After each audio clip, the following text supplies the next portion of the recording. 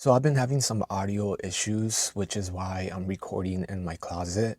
I'll explain a little bit more at the end of the episode. Okay, on today's episode, we have a bit of an odd case. I usually let you guys listen to the call first, and then I give you all the info, but not for this one. This is Natalia on February 11th of 2025. She made this TikTok. If you're in Bakersfield, California, and you've ever called 911, then you probably got the same stupid operator. Why are you such a... Why do you have an attitude for me calling your job, you weird ass... And it went viral. It currently has over 8.7 million views. This caused a ton of people to react to Natalia's post, so much so that even the news made a story about it. You may have seen it trending on TikTok, but one Bakersfield 911 operator is getting national attention for all the wrong reasons. I'll show you more of this news coverage and other people's reactions later on in the video. So, who was the dispatcher that was being rude and unprofessional when Natalia called 911? Well, the Bakersfield Police Department launched an investigation after they took notice of Natalia's post. And they supposedly found the 911 call that Natalia was referencing. So let's listen to the multiple 911 calls that they released to the public and let me know if you think that this dispatcher was being rude and unprofessional.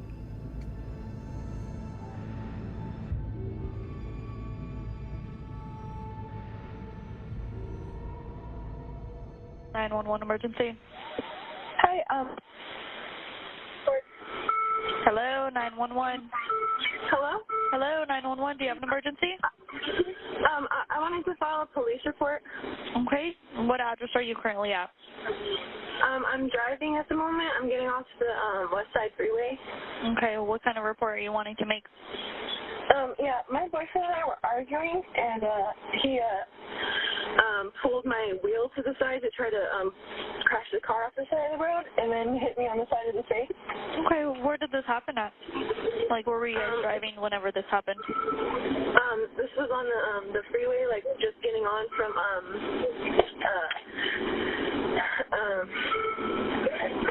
I can't remember which road it is. I think it. Okay, so the freeway. So is it the 99 freeway, the 58, the 178, the West Side Parkway? The west side? The West Side Parkway? Yeah. Okay, and what was your nearest exit? You said you were just getting off of what? Yeah, I just got off on Callaway. And that's where it happened, where he pulled the wheel and hit you? Yeah. When did this happen? Like 10 minutes, 15 minutes ago. Where's your boyfriend currently at now? He got out and was walking on the side of the freeway. I gotcha. Okay. Let's see. Where are you going to be at so officers can contact you? On the corner of 7-Eleven on Callaway. Callaway and what? Let me check. Callaway and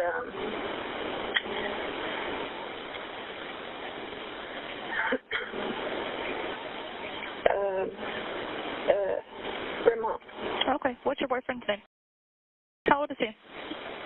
He's 19. 19. Do you know his date of birth? I don't. No. 202. What kind of car are you in? Mercedes. What color? White. Is it a SUV, a sedan? Sedan. Okay. And what's your name? Natalie. Natalie. What's your last name?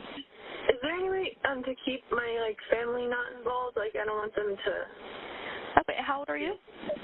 I'm 22. Okay. Then yeah, I mean you're an adult now, so. Okay. Yeah. What's your phone number? That's the one you're calling me from. All right. I will have an officer out to you as soon as I can. Just stay right there. You said you're at the 7-Eleven, right? Yeah. Okay.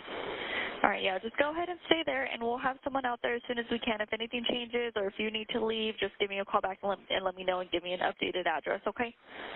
Okay, thank you. All right, and quick question. Do you need an ambulance at all, Natalie? No, I don't. No? Okay. All right, we'll be out there, okay? Okay, thank you. No problem. Bye. Bye.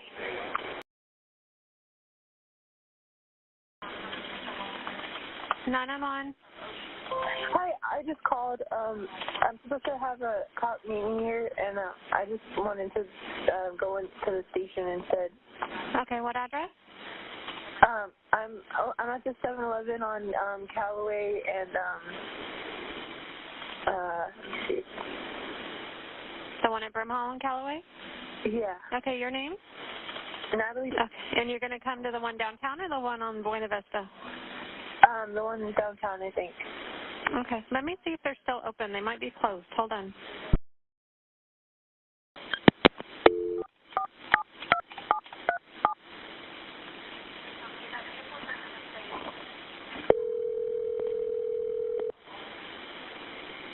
Hello.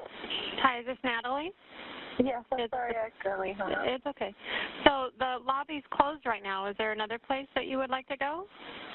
I think I'll go in tomorrow morning. Are they open tomorrow? Yeah, but we've reported it now, and we have to talk to you today. Okay. Is there like a place at home you could go? Or does he live with you? I'll just wait here. Okay. We'll call you when we're on the way, okay? Okay.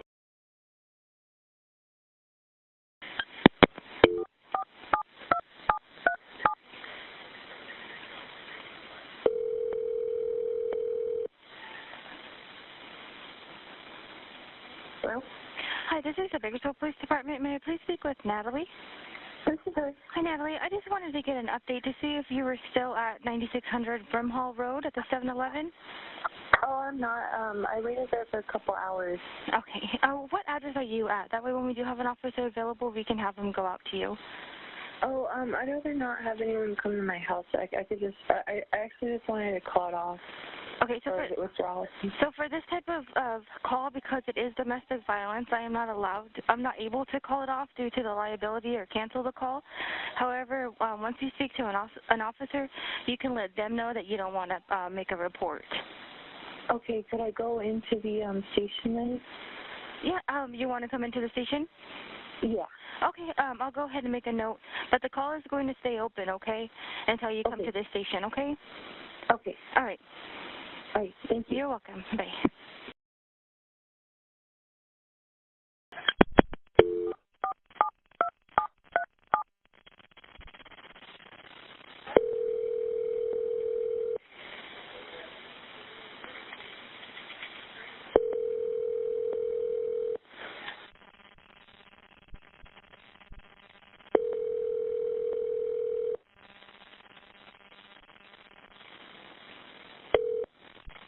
Hello? Hi, I'm calling from the Bakersfield Police Department. Is this Natalie? Yes. Hi, Natalie. I just want to let you know, because I see that you called for a report. What address are you at currently? Oh, I didn't want anyone coming to my house. Okay. Yeah. Oh, okay. Are you not available for the report right now? Because we have an officer en route right now as we speak to that address. Oh, yeah, my parents wouldn't want that. That what? I'm sorry? Oh, sorry, I just woke up. Oh, I'm so sorry. My parents would be mad at me if somebody came and talked to me here. I'd rather just go to the station. Okay. Yeah. Oh, okay. So you're going to come in, or?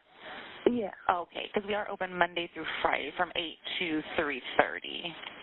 Okay, so I'll go ahead and let the officer know that you're not available right now, okay? Okay, thank you. Okay, no problem. All right, bye-bye. Bye.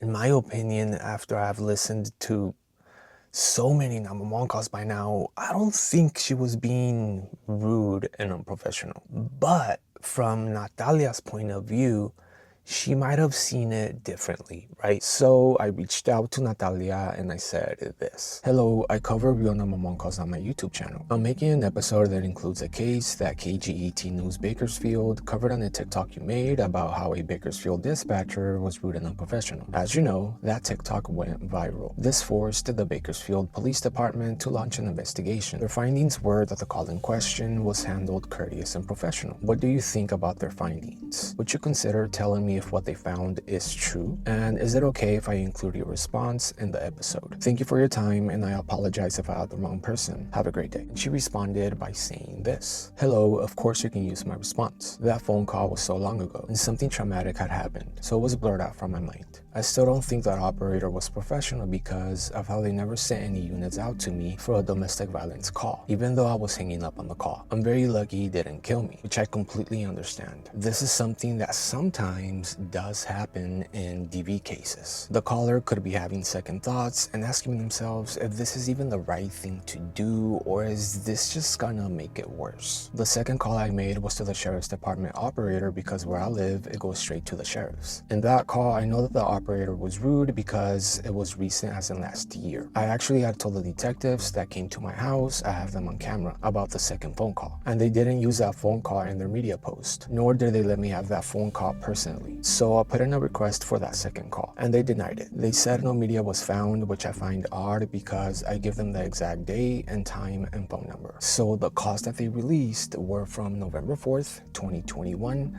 not 2025. I find it odd that I can find a call from 5 years ago, but not one from last year. So I have no doubts in my mind that the second call was 100% the rude operator everyone was mentioning because of how they're still trying to cover it up. And I did reply to Natalia and I said, thank you for your response and sorry that this happened to you. So the calls that they released to the public are not the right ones. If this is true, then there's no doubt that they're hiding the real call. If you'd like to send any other info, please feel free to do so. Thank you. Unfortunately, I haven't heard back since. So it looks like they released the wrong calls and not the one that Natalia was talking about in 2025. Did they do this on purpose? I don't know. The public, however, does think so. Well, most of them. A Bakersfield anchor released the calls on their TikTok and the comments said this. One of them said, nice try Bakersfield, this is not the call and not the same dispatcher. And someone else said, I'm so confused, call was in 2021. This can't be the same dispatcher or the same Natalie. And this other one says this call's from 2021, the original TikTok was from like last week. And as you can see, the comments just keep on going. Here's another one. Did they have to go all the way back to 2021 to find a nice decent call? Natalie has some explaining to do, but she said it wasn't the right call. So 2021, all the people complaining are from 2025. This can't be right. What the hell? Let's do another one. She didn't sound rude at all. Yeah, like I said, I agree with that, but this is not the right call, allegedly, right? And but yeah, most of the comments, they just don't agree with this whole case. Anyway, let's move on to something else. And someone else from TikTok also shared this on her page. I'm glad everyone is finally talking about that 911 dispatch operator that is in Bakersfield, because I've lived in Bakersfield my entire life, and every single time, the 3 times I've had to call 911 in my entire life, it has always been her. The first time I called her, I was reporting a fire, and I called, and she was like, yeah, we already know. Like, in the rudest tone possible, like, not at all in the tone that a 911 operator should be talking to you. She told me, yeah, we already know. Like, you can go ahead and disconnect the call, ma'am. Okay, my bad for reporting a fire. The second time, I had to report a potential domestic violence dispute. I called her and I explained the situation, and she was like, okay, what do you want me to do? Anything, send the police or like an ambulance, like literally do anything. That is your job. That is your job. Why are you acting like I'm inconveniencing you? And then the last time I was reporting a very violent fight that I had seen when I was driving home. And she was like, okay, where is it at? And I had already told her, I was like, yeah, it's on this street and this street. And she was like, okay, where is it at? Like acting like I was not giving her enough information. She was so rude. And here's KGET News covering the story before the Bakersfield Police Department released the calls that they released. A national spotlight has shone onto Bakersfield, but not for the most spectacular reason. TikTok users from across the country are tuned into Bakersfield residents' stories about a 911 dispatcher who has earned a reputation for harsh and snarky comments while speaking to callers. If you're in Bakersfield, California, and you've ever called 911, then you probably got the same stupid... Why are you such a... Natalia Mount was one of the first to post about the rude 911 dispatcher. Her video has over 7 million views and 1.2 million likes. People from all over the world making jokes about the Bakersfield operator. It's crazy. I was not expecting that many people to relate to it. It's a relief, actually, that people are relating to it, that I'm not the only one. The identity of the suspected rude dispatcher has remained a mystery. Retired Sheriff Dispatcher Mike Derryberry says that if anyone has an attitude, they would have to have been dealt with. I don't think it ever happened. I know too many dispatchers in this town and the county, and nobody is taught that. If that was happening, they'd be pulled off the floor so fast and either be counseled and given time off or fired. Aspiring dispatchers face months of education and training. They receive a mandatory 4-week educational course about how to deal with callers and connect incidents to the proper departments. In a single day, a dispatcher could take more than 100 calls back to back. People sometimes forget the fact that we're human, and yeah, we signed up for the job, but we also know that we come here sometimes during our most stressful times to help people get out of their most stressful times. Graham Paney has trained a number of dispatchers for the BPD. He says the job can be emotionally draining and stressful. At one moment, you may take a call on 911 and someone may be holding on to their family member for the last time, or they may be speaking their last words to you. And 20 seconds later, due to staffing as well as call volume, there may be no time for a break between those calls. Despite that stress, dispatchers are taught to leave their own troubles at the door and, above all, show empathy. Try to be empathetic, because they're not calling to say, hi, how you doing? That's probably the worst day of their life when they're calling. The BPD urges callers who have experienced a rude dispatcher to give the BPD a call and file a complaint. Again, I don't know if they did this on purpose, but it wouldn't surprise me if they did. And you guys know by now, the people that have been watching my videos for a while, that a dispatcher being rude and unprofessional is not uncommon, unfortunately. But it's something that needs attention and that needs to be addressed and that needs to be talked about. Hopefully they do another investigation and they get to the bottom of this. And to Natalia, I hate that this happened to you and I'm sorry that this happened to you. I wish you nothing but the best. Stay safe and thank you for responding. Let's move on to the next one.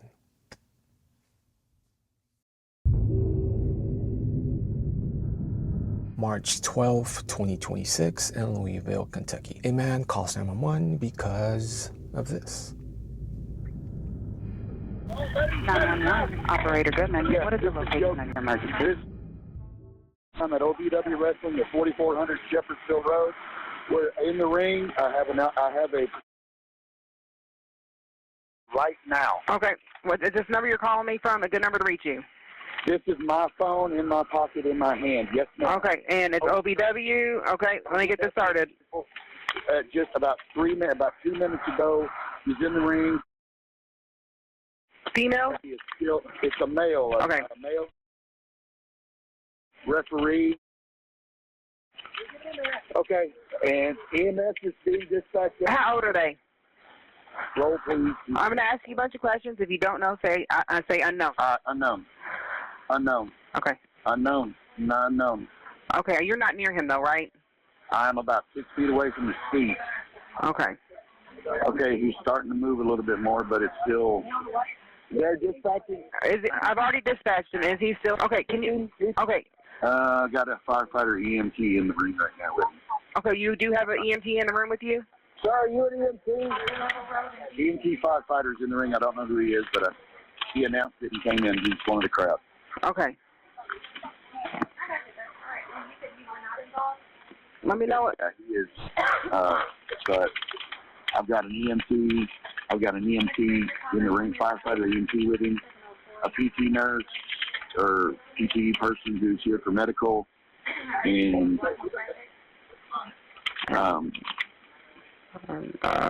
like a physical therapist is on site. Go to the front door and wave in EMS. Are they there? Get back, everybody. Okay, and it's 4400 Shepherdsville Road, right? Yes. Okay. Right behind Core Lighting, yes. And you wanted to come to the front entrance? Yes, coming through the front entrance. Okay. I've got a man standing out there to wave you in right now. Okay? Okay. All right? Yep. All right. All right. So if you since you have EMT and everything there, do you want me to stay on the line with you? Do you need me to? It's up to you. I mean, I just have things. Yes, ma'am. Nothing to eat or drink, and just let them rest in the most comfortable position. We ain't moving until the ambulance gets here. Okay. And then the EMTs there don't know this. If he becomes less awake and vomits, we'll lay him on his side. And if anything changes, if his breathing changes or anything, you can give us a call back immediately. Or I can stay and wait. It's up to you. Minutes out. Okay. All right. There's actually video of how this happened, and we're gonna watch some of it, but just a fair warning, it's quite disturbing. All right, so wrestler Brendan Bolling jumped from the top of the ropes and hit 22-year-old referee Dallas Edwards on the head. Bolling, he wiped out Mount Kadib. Look out! Oh my God! Oh! Down, he's down! Holy! Which was planned. It was part of the act. What wasn't planned is that the referee would immediately start convulsing uncontrollably for minutes. Pele kick! Pele kick!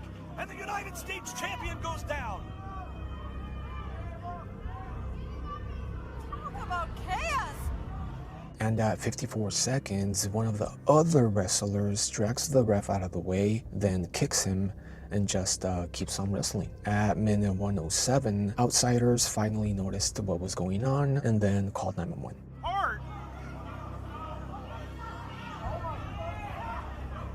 Referee Dallas Edwards is in some trouble here, guys.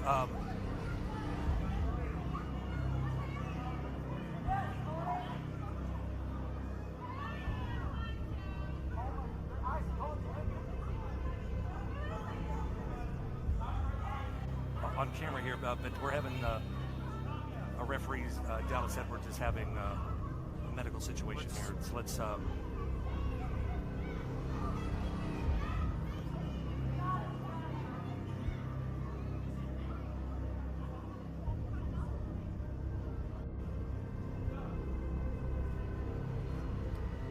well, ladies and gentlemen, we have a medical situation obviously taking place in the ring right now. Obviously, things kind of happen.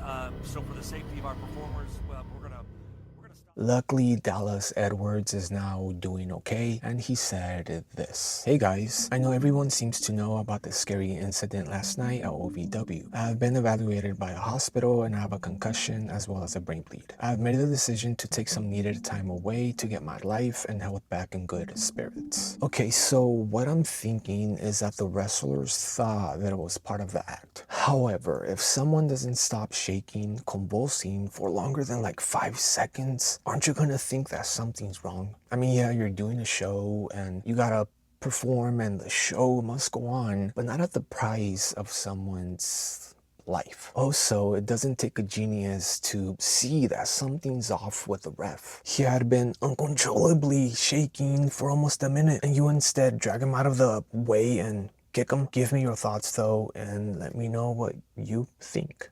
For now, let's go to the next one.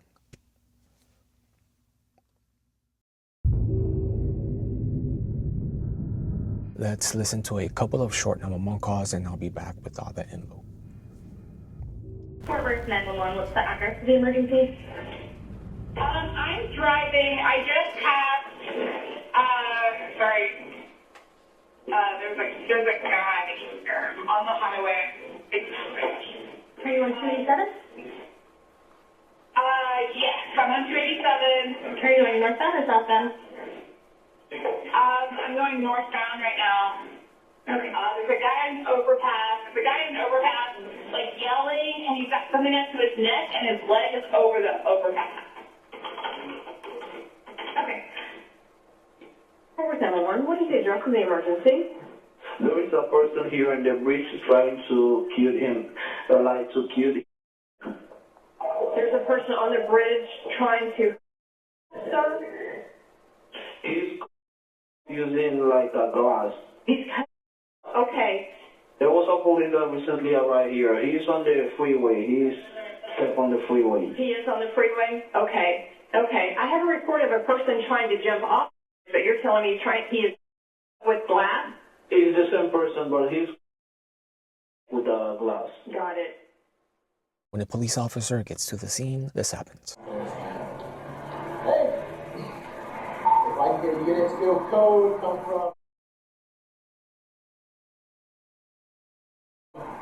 Mitchell up 27, he's got a glass bottle. We will shut down 27 northbound. Hey, cut that out.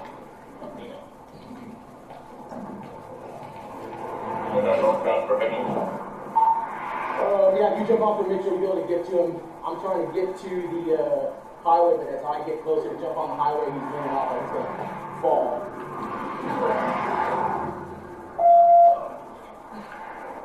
Stop cutting your...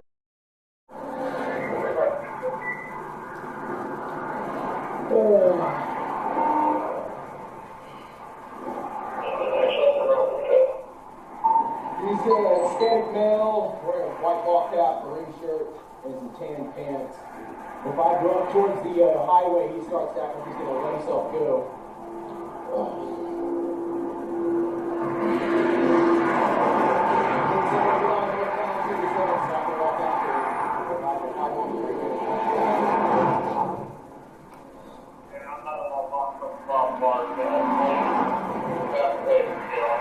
Get back on the road! Come on! Help me out! Drop the bottle! Go ahead and drop the bottle! Thank you. Stop that way. Stop right here. Stop! Stop! Get back!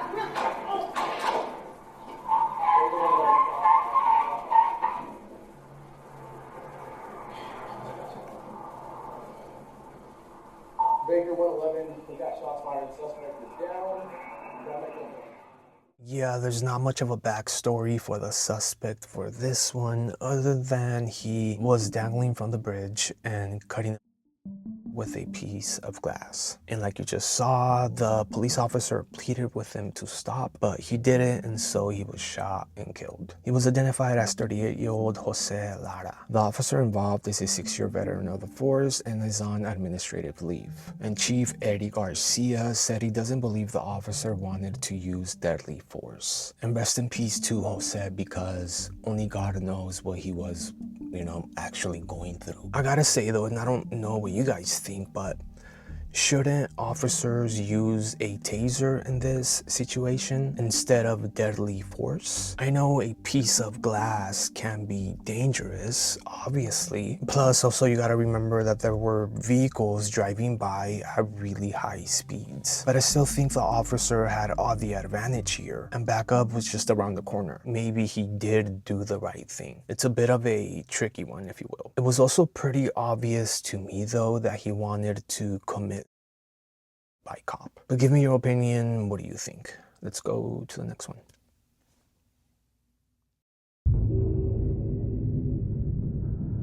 February 22, 2026 in North Carolina. On this one, we're gonna listen to 2 911 calls. The first one is from Janelle Evans' mother, Barbara. And if you don't know who Janelle Evans is, well, she's a reality TV star, best known for being on 16 and Pregnant and Teen Mom 2. And the second call is from Janelle Evans herself. Let's listen to the calls. Brunswick County Communications. Hi, is this the police? 911. Oh, well, I need somebody to come out to talk to me immediately. My grandson is on probation. He's destroying my house. He had a gun to it. He said he was going to blow his... And I'm up here. He's screaming at me. He's trying to hurt me. What's your address? I want one of the officers to come out and talk to me. Okay. All right. We're going to get somebody out there to you. What kind of vehicle are you in? I'm in my... Very well. And what's your grandson's name? Okay. All right. We're going to get somebody out there to you, okay? All right. They're going to come outside. I don't want him to show up my house. He'll destroy the rest of my house. All right. I'll let them know, okay? Okay. Thank you. All right. Bye-bye. Me and my kids just got home, and my husband was in the bathroom. and the door was locked, and I could hear him gurgling. So I tried to beat on the door. I got the door handle, and I think he's overdosed or something. He's on the toilet naked. Come on, babe. I don't know what to do. I've never been through this. Okay, I'm sending paramedics to help you now. Stay on the line with me, okay? Are you able to get to him? Are you right by him? Yeah, I broke in the door. Yeah. Okay. Listen carefully. Lay him flat on his back on the floor and remove anything under his head, okay? Okay, hold on. I gotta fix on the floor. Oh God, I can't do it. He's on the toilet, ma'am. Ma'am. Wake up, please. Can you hear me? Ma'am. I can hear you. Yeah. He's too heavy. He's on the toilet. Okay. Is there any Narcan I don't available? see nothing. So what? Is there any Narcan available? No. Okay. Do that. Oh, come on, wake up, guys. Ma'am. Yeah. Place your hand on his forehead, your other hand under his neck, then tilt the head back. Okay, I'm doing that. Now pinch his nose closed and completely cover his mouth with your mouth. Then blow 2 regular breaths into the lungs, about 1 second each. The chest should rise with each breath. Do you feel the air going in and out? Yeah. Okay. Place the heel of your hand on the breastbone in the center of the chest, right between the nipples, and put your hand on top of that hand. I need you to pump the chest hard and fast 30 times, at least twice per second, and 2 inches deep. Okay? Let the chest come all the way up between pumps. Count out loud so I can count with you.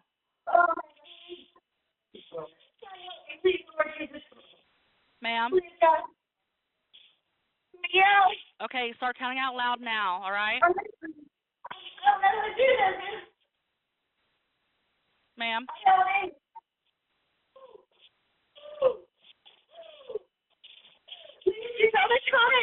Where are they? They're on the way. Please, God. Okay.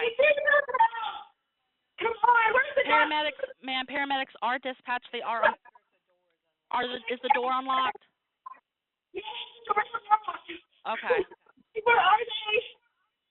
They're pulling in. They're almost there. 1, 2, 3, 4. 1, 2. They're here with you? They're here. They're here. Guys, Okay, go outside right now. Do not start CPR. Do not stop CPR until the paramedics take over. Okay, they're here. Stop mouth to mouth. Right now, please. Okay.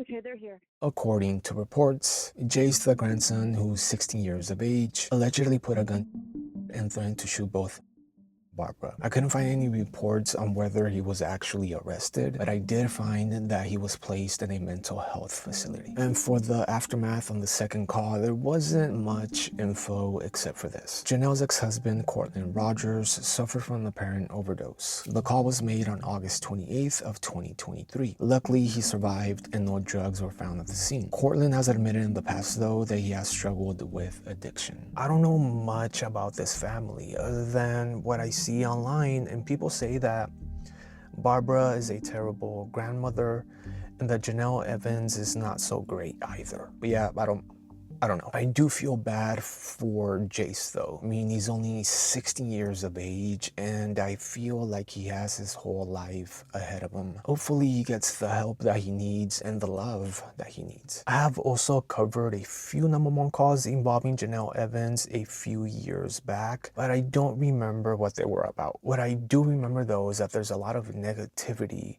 and drama within that family for some reason. Anyway, if I can find those calls, I'll make sure to link them down below in the description just in case you want to listen to them. Let's go to the next one.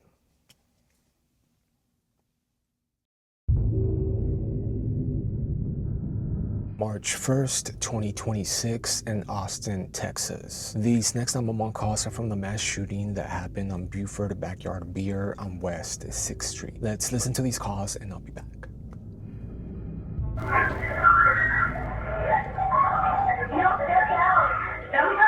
Hello, this is Austin 911. Police area Hello? I know there's nothing you can do. Go behind them. Hello, this is Austin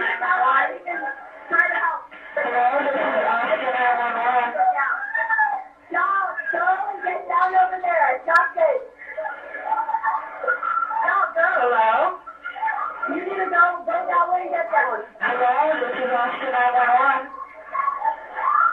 There's been a shooting at Bluebirds on 6th Street. There are people dead over here. There have been multiple people shot. We need help right now. By Buford on 6th Street, there was gunfire. The cops are here, but everybody... Is anybody with you, Sean? Yeah, nobody shot within me, but I heard like 6 gunshots from inside. Everybody ducked down on the bottom floor. It sounded like it was from the... we're just right outside. We're hiding between cars. Okay. We're behind you, bro. You heard gunshots from inside? Yeah, there's cops running towards it. Just more would help out. There were 6 gunshots, and there was 3 more on the street beside Buford, towards the right, looking south. There was 3 more. I think those were the cops fighting against it. There's also more sirens coming in.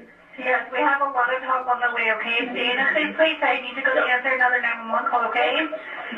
Go for it. Thank you. We're fine. We're between cars. But answer the call, please. Yeah, stay We're all safe, safe. okay? We're all safe. All right. We're all safe. Thank you.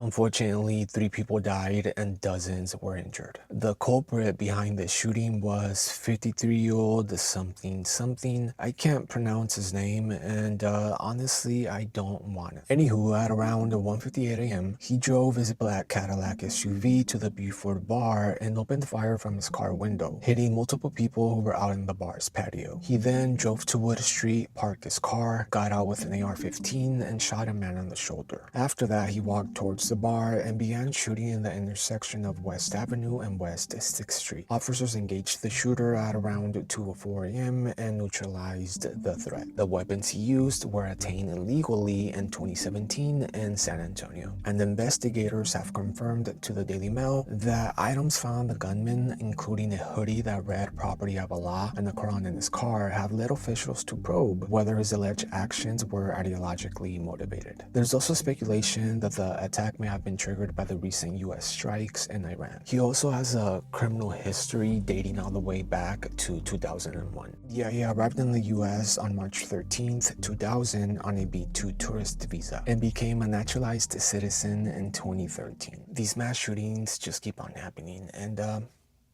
like all of you, I really fucking hate it so much. And I mean, yeah, I don't know what else to say about mass shootings. I don't know, it just seems normal. It's just such a weird and sad and tragic thing. But give me your opinion. What do you think? For now, let's go to the next one. December 31st, 2025 in Flagler County. A man calls 911 because of this. 591, where's the location of your emergency? Yes, ma'am. There's a child with 2 kids in his truck. One's a runaway.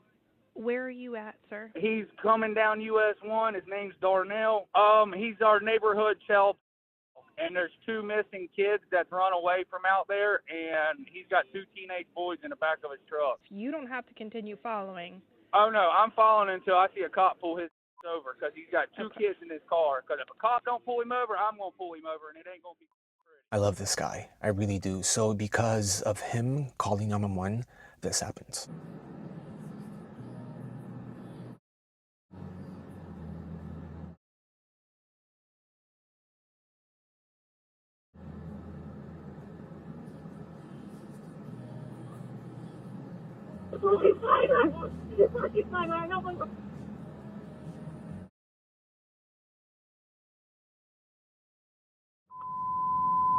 Sorry, all units in 3 given. 214 will Josh. Yeah, I just forgot the white truck.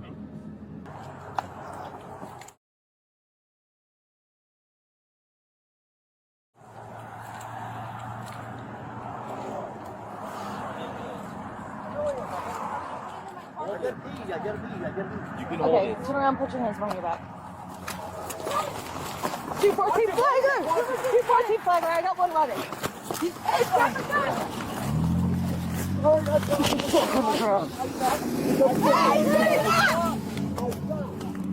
That's the 214, the teenager just took off in the white truck. Who took out my truck?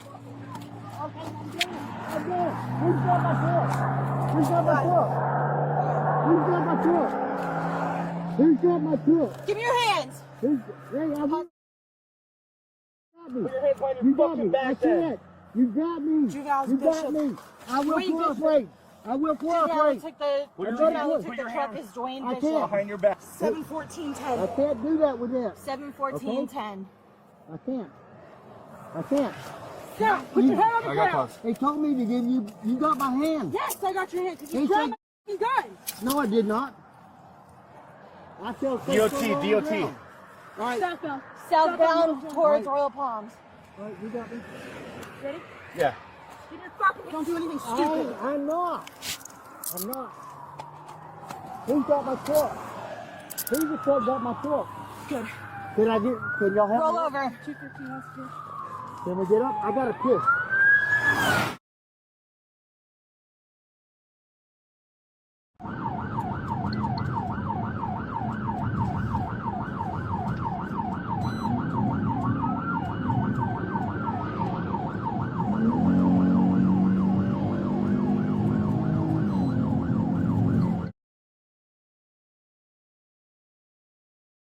The guy that's driving the truck. Southbound. Who took off with my truck?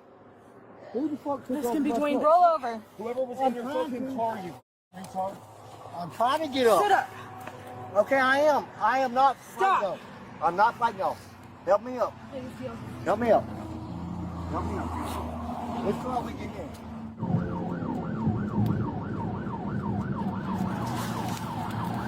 Signal 4, signal 4, signal 4.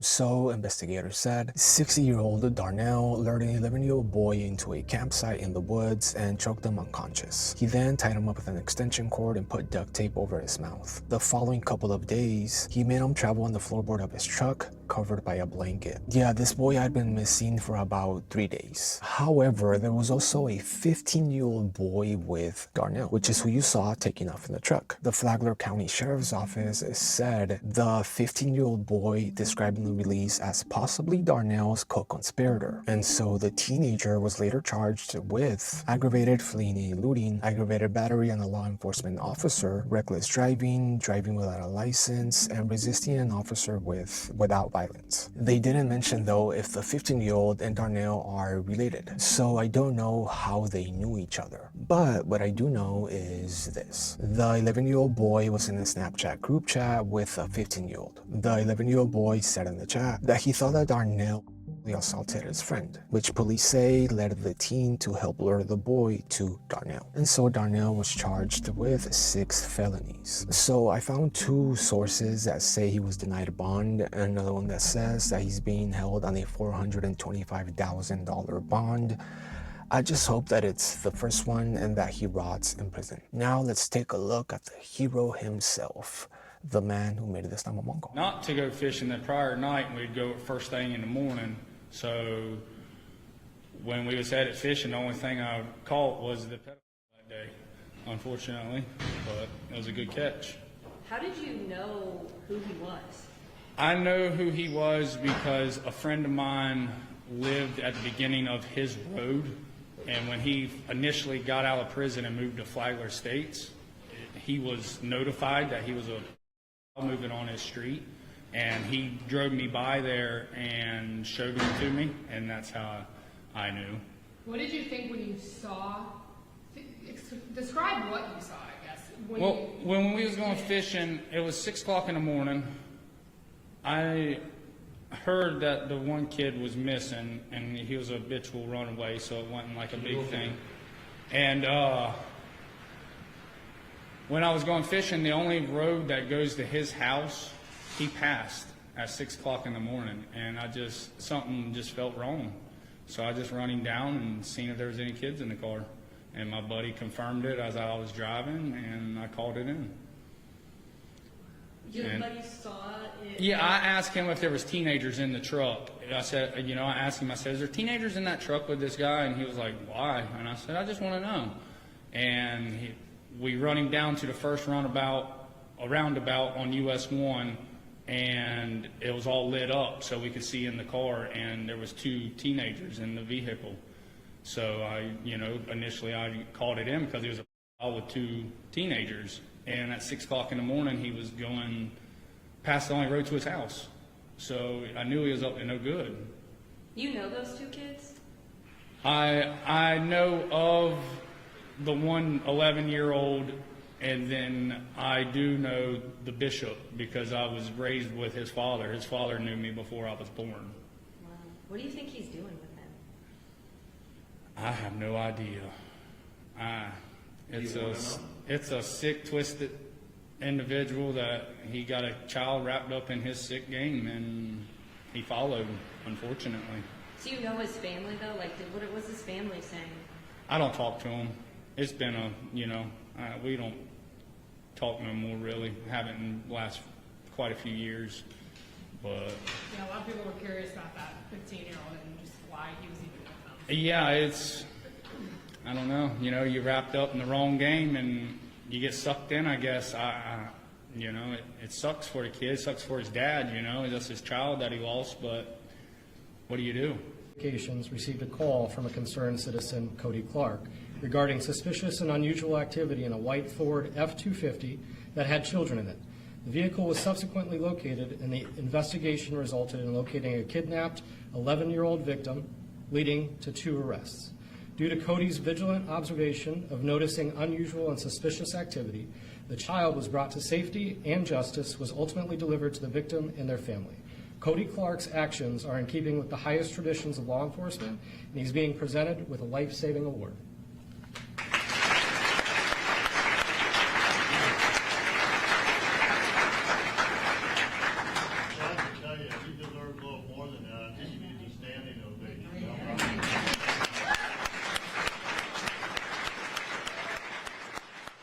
Yeah, so this is a perfect reminder. If you see something sus, call 911. Let's go to the next one.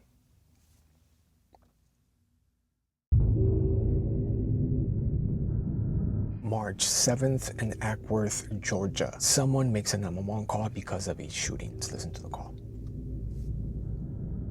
911, we need somebody shot. He shot. ASAP. Where? We're at the saddle bar at Ackworth. Did you say? He shot. Ma'am. He shot. Who is shot? Where is it? Ma'am. Where he shot? I don't know where he hit. Where's he hit? We don't know. So yes, they are shot, or no, ma'am? Yes, they shot. They're shot. Okay. We need you ASAP. Where is? Listen, please calm down. Where is the person that's been shot? Where is the person that's been shot? We're at the saddle bar. I understand. Where though? Where at the bar? Where is the parking lot? The parking lot. Okay. Hello. Hello. Hello.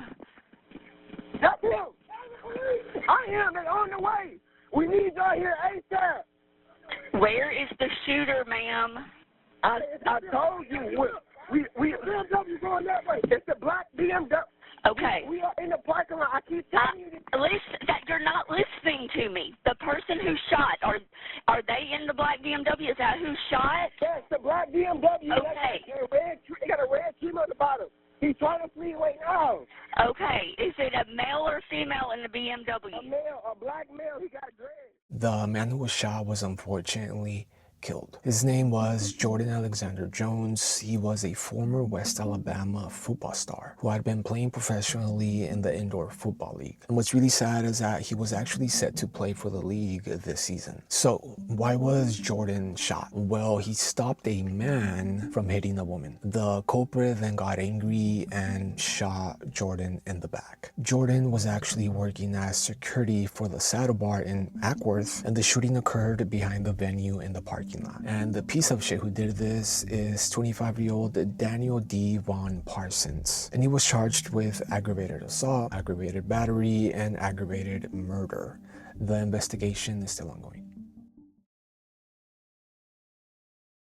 And that's the video. Thank you all so much for watching. Thank you if you're a member of the channel and or a patron. I really do appreciate all of you, and I really do love you guys so much because you guys really do motivate me to just keep on going. So yeah, thank you. Okay, so elephant in the room. Why am I in the closet? Like I said in the beginning, I've been having some audio issues. So most of the time I edit on mute. And the reason for that is I just hate listening to my own voice, which is why I edit on mute. And when I exported the original recording of this episode and watched it back on YouTube, it just it sounded really bad. You can hear like a lot of background noise and just it was bad. So which is why I'm re-recording this episode, and I hate doing that because then it just doesn't feel genuine. You know, so I had no choice and I had to do it. And channel members actually got the original episode. I just want to apologize, and yeah, it's just a rookie mistake. Also, I had to uninstall Final Cut Pro, which is what I used to edit, and then reinstall it back. But when I did that, I lost all of my projects. I forgot to save them, and I lost all of my settings. I lost everything. So I had to do everything from scratch: the intro, the music, the audio settings, everything. But one of the most important parts was my audio settings, and yeah. Also, this is one of the most noisiest places that I've ever lived in. The walls are so paper thin, and I live right off the street, so you can hear all the vehicles just driving by. And I usually edit that in post, but with the previous settings, with these new settings that I have, it's not working. And I was so stressed out. Like I was losing my mind because I couldn't figure it out, and I still haven't figured it out. So for the meantime, I'm gonna be recording in my closet, and I hope you guys don't mind. I know there's a skeleton staring right at me. I promise I didn't do that on purpose. I just have it here because as a kind of like a joke. You know how people say, you have I bet you have skeletons in your closet. And yeah, that's the reason. Like I said, I'm gonna be in the closet. That sounds funny. I'm thinking of so many jokes. Yeah, thank you for watching. Be safe, be kind, pass it around, and goodbye. I'll see you next time in my closet. See ya.